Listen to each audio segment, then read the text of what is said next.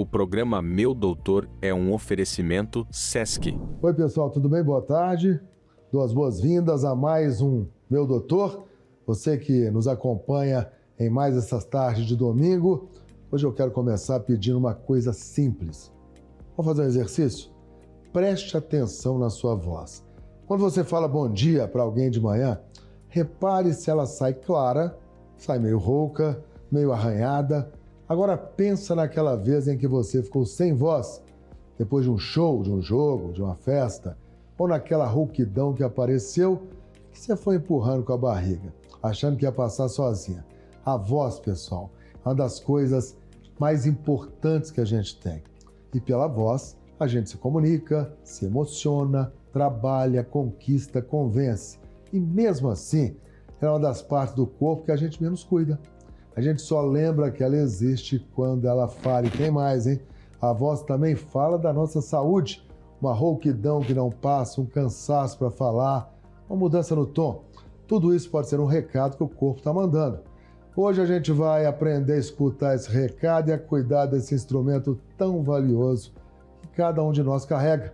Para falar sobre isso, eu recebo hoje a Mônica Krieger, fonoaudióloga clínica e hospitalar, especialista em voz e comunicação pessoal e profissional. Há anos, ela treina executivos, porta-vozes e profissionais da comunicação, incluindo repórteres, apresentadores da TV Globo Brasília, da Rádio CBN, já foi professora de oratória na OAB e a referência quando o assunto é usar bem a voz. Mônica, bem-vinda, por favor. Muito obrigada, Estevão. Privilégio recebê-la aqui. Muito obrigada. Professora. Eu não exagerei muito na apresentação, não, né? Não. A voz é super importante. A voz é super importante. Você colocou pontos também interessantes sobre o que a gente vai conversar hoje. Eu quero agradecer esse convite. Acho importante ter a fonoaudiologia ter esse espaço. E vamos bater esse papo bem gostoso, que eu acredito que seja interessante para todo mundo. Todo mundo. Nós já fizemos várias provocações no início. Ô, Mônica, como a voz é produzida? Então, o processo da fonação, a produção da voz, ela se inicia nos pulmões. Então, aquele ar que é expirado, ele é o motor da nossa voz. Ou seja, sem ar não existe som. Então, esse ar que sai dos pulmões, ele vai passar aqui pela traqueia, vai chegar na laringe, onde ficam as pregas vocais ou cordas vocais, como a maioria das pessoas também entende ou conhece. São as mais comuns, né? Esse termo cordas vocais, acho que é mais comum. É o mais comum. E o que acontece? As pregas vocais ou cordas vocais, a gente pode dizer que são dobras musculares. É como se eu tivesse um tecido de músculo, passei ali a tesoura, ficou uma dobra para um lado e uma dobra para o outro. Quando o ar passa, quando eu tenho a intenção de falar ou cantar, elas se aproximam. E aí o ar que saiu dos pulmões, passou ali pela traqueia, vai chegar nas pregas vocais que vão estar próximas com uma pressão muito grande. E essa pressão vai aumentar os ciclos vibratórios e abertura e fechamento das pregas vocais, centenas de vezes em 1 segundo. É muito interessante isso, é muito perfeito, né? Centenas de vezes em 1 segundo? Em 1 segundo. Então é muito perfeito, né? Nosso aparelho fonador. E aí vai ser produzido, esse ar vai se transformar num som fundamental através dessa vibração, dessa abertura e fechamento das pregas vocais. Por que a voz pode ser um importante termômetro para a nossa saúde? Sinal de alerta até.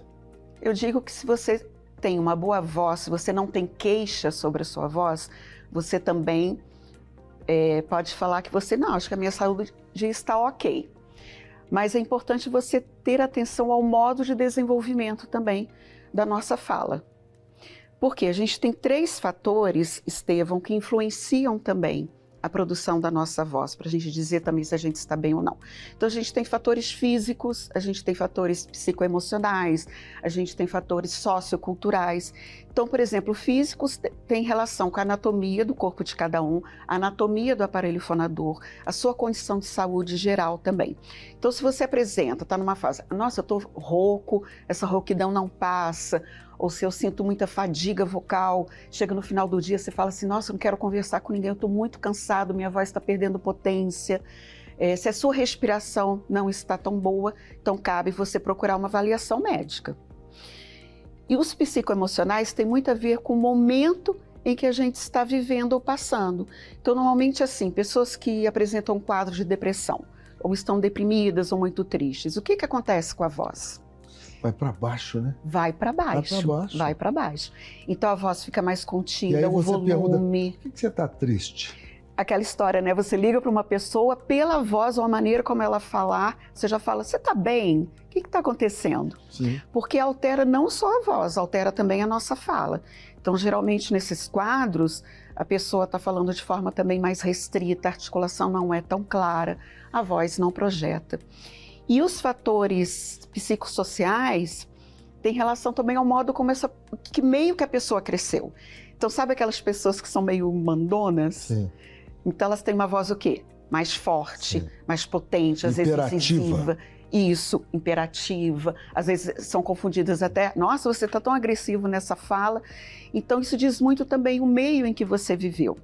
Também pessoas tímidas têm uma fala, às vezes, um pouco mais doce, menos projetada. Ô, Mônica, eu estava pensando aqui, eu acho que você em casa pode ter captado. Eu, particularmente, nunca tinha associado a questão da voz com a nossa saúde mental, viu? Sim. Né? Se você está desequilibrado emocionalmente, está mais depressivo, a voz pode ser um fator que leve a um caminho do tratamento. Sim. Sinal de alerta. O que acontece, que a gente repara também na nossa prática clínica, Estevão, é que as pessoas pouco se atentam à sua voz. Por quê? Então, não gostam da própria voz ou não acham que isso possa ser tão importante, possa ser um sinal também de alerta. Então, a gente leva nas consultas, nas terapias, a pessoa também aumentar, ampliar um pouco mais a sua percepção vocal, entender o que aquela voz está dizendo, está traduzindo. Então, com profissionais da voz, a gente trabalha muito isso também. E também com pacientes, com clientes que apresentam algum distúrbio de voz. Então, não é só, o problema não está só no mecanismo de produção. Pode ter outras coisas ali por trás também. Há pouco você destacou que quando há problemas, a pessoa deve procurar um especialista. Uhum. Obviamente que a fonoaudiologia é a base do tratamento. Mas no campo da medicina, pela experiência que você tem, qual profissional nós devemos procurar? Para a questão de voz. Otorrinolaringologista. Otorrinolaringologista. É uma parceria fundamental, otorrino e fonoaudiólogo. Rouquidão é charme? Não. A gente ouve muito isso. Tem. Por isso que eu fiz essa provocação. Minha voz está tão mais bonita, mais sedutora. Ai, a menininha está com a rouquinha, tá linda. Mas não é. Não é um sinal clínico, não é um sintoma saudável. Não é charme. Por quê? Algo pode estar mascarando Sim. ou por trás dessa rouquidão? Sim. Por exemplo, vamos imaginar que você foi a um show, igual você citou no início. Copa do Mundo tá aí, Ju. Copa do Mundo tá aí. Então, todo mundo se empolga, grita. Ok, né? Não vai ser, a gente vai falar assim, olha, não grite. A gente fica empolgada, natural. Se logo depois a esse evento você ficou rouco e essa rouquidão foi embora, ok, sua saúde vocal, sua laringe está comportando aquilo. Mas se essa rouquidão, ela persiste até por 15 dias ou mais, já é um grande sinal de alerta. Não é normal uma rouquidão permanecer após 15 dias. Então, se você está, por exemplo, com um trato vocal, com alguma infecção, pegou uma laringite, uma gripe forte, você ficou bem, mas a rouquidão persistiu, então tem que procurar o otorrino. Provavelmente ele vai solicitar fazer uma videolaringoscopia para ver as condições da sua laringe. Eu, coincidentemente, neste momento em que estou conversando com a Mônica Krieger, eu estou com laringite. Então, você percebe como você se esforça mais como profissional da voz. Né? Imagine uma pessoa que talvez eu esteja mais zeloso, seja mais atento por depender muito da minha voz. Sim. Mas acho que é um alerta para aquelas pessoas que não trabalham com a voz, mas não podem deixá-la em segundo plano, né? Não, de jeito nenhum. Porque a gente tem tantos aspectos que envolvem a voz, a questão vocal. Por exemplo, as pessoas vão para a academia, né? Sim. Todo mundo se preocupa com a saúde, ou quer aquele corpo, né, mais trabalhado, malhado. E a gente esquece uma questão muito importante, que é o envelhecimento da nossa voz. Então, a voz, ao longo do tempo, quando a gente chega na maturidade, na velhice, se a nossa voz não está bem, é um alerta maior ainda, porque há realmente mudanças celulares, anatômicas, musculares, que vão fragilizar aquela voz. E também uma outra questão, a voz está ligada também à sua saúde na questão de deglutição. É mesmo? Sim. Então, principalmente na maturidade, quantas pessoas mais velhas a gente conhece e sabe, nossa, eu tenho engasgado tanto, engasgo com saliva, engasgo com água. Por quê? Por causa dessas mudanças que vão ocorrendo no decorrer do tempo. Então, se eu tenho uma voz saudável, provavelmente eu não tenho nenhum problema para deglutir também. Se eu comecei a engasgar tudo isso com frequência, sinal de que eu preciso também ativar a musculatura da laringe para continuar a ter uma boa produção de voz também. Você quer um exemplo maravilhoso? Meu ídolo, Ney Matogrosso, 84 anos, Sim. com uma voz falada muito boa, saudável, forte, assim como a voz cantada. Por quê? Ele treinou muito, cuidou da voz. Exatamente. Cuida até hoje.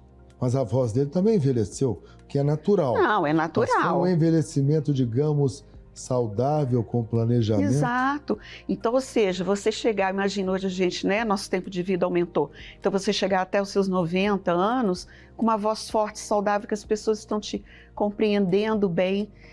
E isso precisa melhorar e aumentar essa percepção e essa consciência, Estevão. Antes do encerramento do primeiro bloco, dona Mônica, Ney Matogrosso é um de seus ídolos em termos Sim. de voz. Outro da classe artística que chama atenção. Assim, de supetão. De supetão que me chama a atenção. Cantor, A Ana cantora. Carolina. Ana Carolina. Uma é um voz bom com exemplo. muita potência também. Marisa Monte. Uma voz falada e cantada afinadíssima também. Vamos fazer o seguinte, rápido intervalo, na volta, quais são os grandes inimigos da nossa voz? A gente volta daqui a um pouquinho.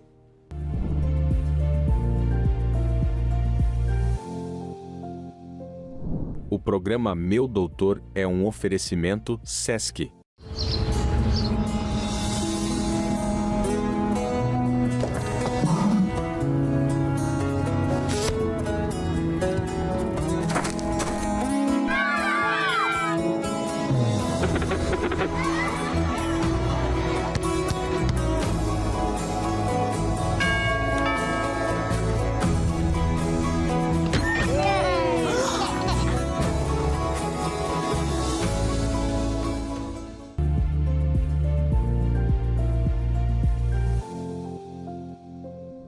O programa Meu Doutor é um oferecimento SESC.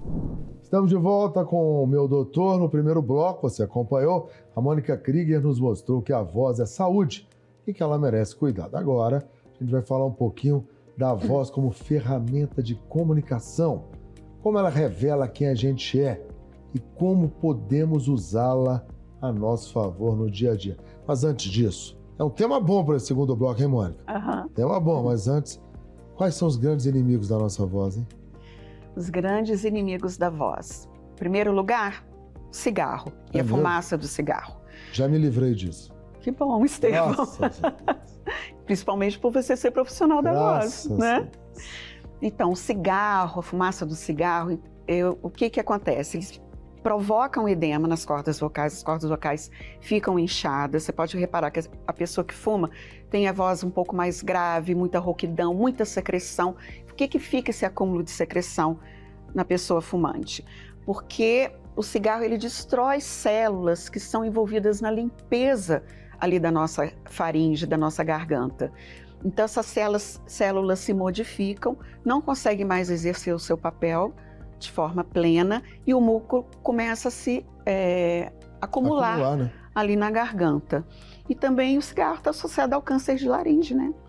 Mas é o principal vilão, então? É o principal vilão. Não tem outros? Tem outros. Por exemplo? Então esse é o pior, vamos Então, dizer esse é o assim, pior. né? É o malvadão. Já que a gente está falando de cigarro, vamos falar também de álcool. Bom. Então o que acontece? quando você ingere uma bebida alcoólica, a fermentada, ela não te dá tantos problemas em relação à voz. Então, a cerveja, o vinho, um espumante. Mas os destilados, sim. O uísque. Eles têm um poder também de destruição, de modificação celular. E o que acontece? O álcool ele gera uma pseudoanestesia. Então, você passa um tempo falando sem conseguir perceber se você está cometendo abuso vocal ou não, se você está falando com força ou não. Então, se você vai, por exemplo, para um barzinho e você bebe, você já perde essa noção, inclusive por conta do ruído. Então, já é um ambiente também que não é propício para a voz. Então, a gente sempre orienta, você vai para um barzinho, tem música, não fica tão perto ali das caixas de som ou da banda, fale perto do ouvido da outra pessoa. Então, tem essas recomendações. Outros vilões, processos alérgicos não cuidados, então que podem também alterar a voz, produzir muita secreção. Problemas na tireoide também afetam, modificam a voz. Gritar, falar com muita força, com muito esforço. E existe o recurso fundamental para a saúde vocal, que é fazer uma excelente hidratação. Muita água. Muita água. Muitos chás, muito líquido, água de coco. Isso é importantíssimo, Estevão, por quê? Quando você hidrata o teu organismo, naturalmente a tua laringe vai ficar hidratada. E toda a nossa laringe e as pregas vocais são revestidas por uma mucosa lubrificada e hidratada. Dentro das nossas pregas vocais você tem camadas com moléculas de água. Então, quanto mais você se hidrata, você tem também uma funcionalidade, melhor qualidade de saúde da sua voz. As moléculas têm que estar cheinhas, bem hidratadas. Bem hidratadas. É interessante que é um tema que chama a atenção, e o pessoal aqui do estúdio, nossa equipe, tem muita gente aqui no estúdio, né? É um time. Eles estão curiosos. O que acontece com alguns cantores que geralmente têm uma voz muito potente e com o passar do tempo eles perdem essa potência? Acontece muito no meio sertanejo, né, por exemplo. Tá. A gente não precisa ficar só nos cantores. Profissionais da voz com alta demanda vocal vão entrar também aí. Então a gente diz que pessoas, cantores ou com alta demanda vocal, são atletas da voz. Então cantores são atletas da voz. Gostei desse termo, atletas da voz, nunca tinha ouvido. Tá? Então eles demandam um cuidado maior. Então a prática de atividades físicas, ter cuidado exatamente com a questão de fumo e álcool, cuidar da saúde do corpo como um todo, uma boa noite de sono, isso tudo é fundamental. Então, muitas vezes o que acontece com esses profissionais da voz é uma demanda muito grande. Então, às vezes o cantor ele vai fazer vários shows seguidos. Se você pegar também cantor de barzinho, ele sai de um bar, vai para o outro, vai emendando durante a madrugada. Então, é uma demanda muito grande. Ninguém aguenta. Exato. Então, tem que ter uma estrutura de preparo, aquecimento vocal muito grande, com um acompanhamento sério com o fonoaudiólogo, com o professor de canto. Então isso é fundamental também para os cantores. Então o desgaste é altíssimo e aí você vai somando anos de carreira nisso.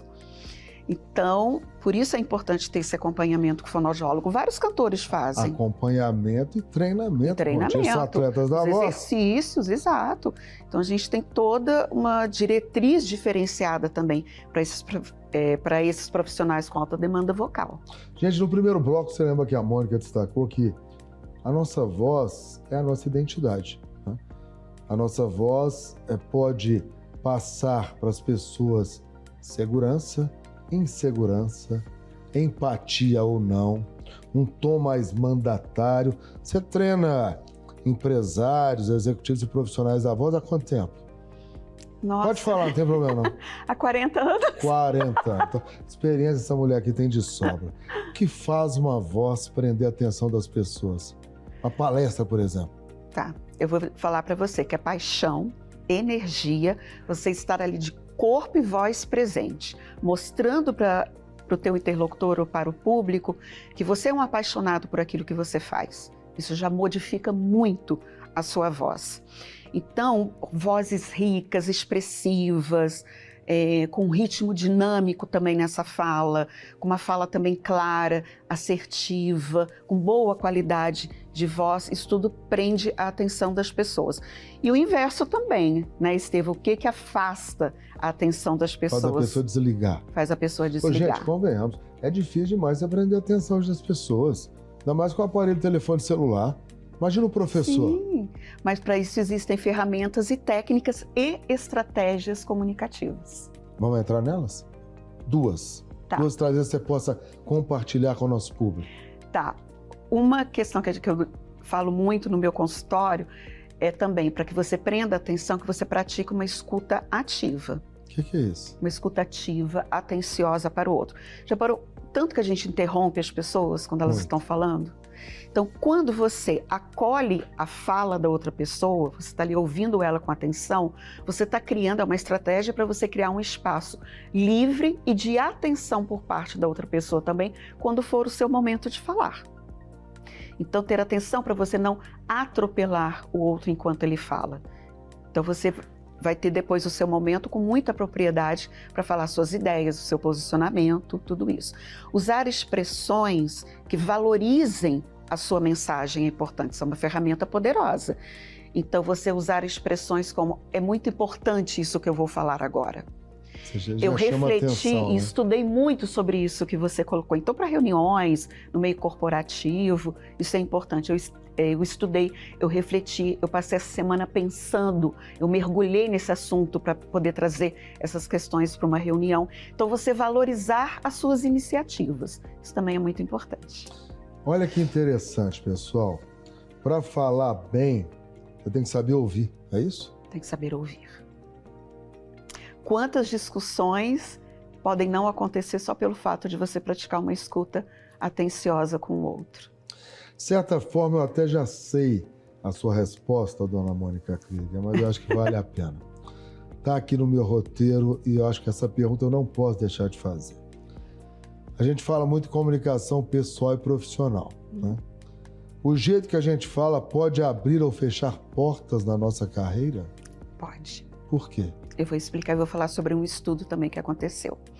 Então, a nossa voz, a nossa forma da gente se comunicar é decisivo também na progressão de uma carreira.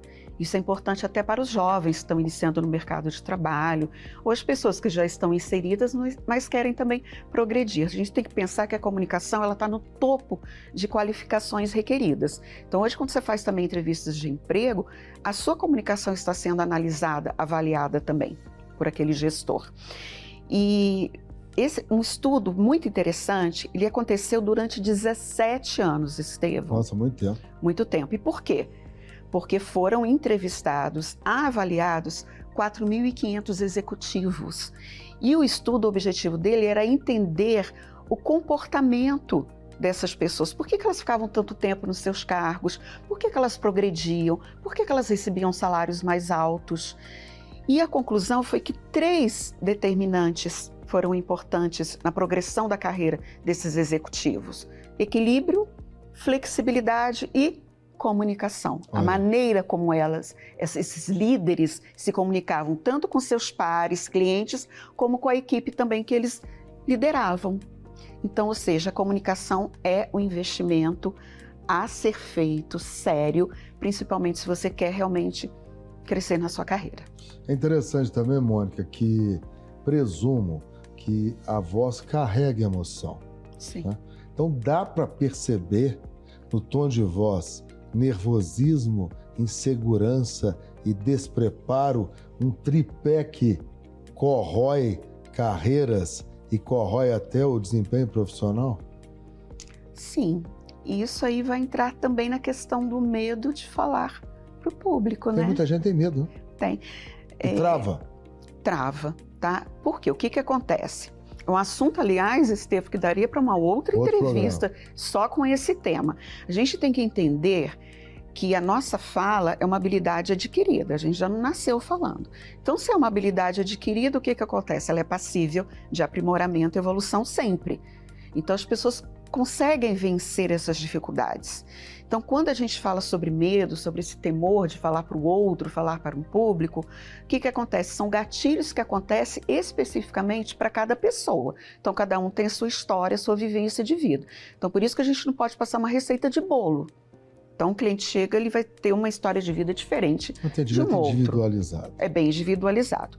E aí, o que acontece? A gente tem no nosso cérebro uma área que é o sistema límbico, que é o nosso sistema emocional, que é aquele que nos protege, ele é muito primitivo. Então, ele está relacionado à nossa preservação, à nossa defesa, tá? Então, o que a gente precisa entender? Que esse sistema, quando a pessoa se sente num momento de fuga, de dificuldade, ela aciona esse sistema. E aí vem tudo isso que falou, tremor, incoordenação. Então a gente precisa modificar esses sistemas e treinar, trazer para o cotidiano, para a rotina, a prática da comunicação, vencer essas etapas. Mônica, privilégio tê-la aqui. Onde a gente te encontra? Nas redes sociais eu tenho Instagram, que é... @Mônica Krieger? Não, @Mônica Schmidt Voz. @Mônica Schmidt Voz. Muito obrigado, parabéns pelo seu trabalho. Obrigada, Estevam. Vamos cuidar da nossa voz, pessoal. Até domingo que vem com mais o Meu Doutor. Agradecemos a sua atenção. Até lá.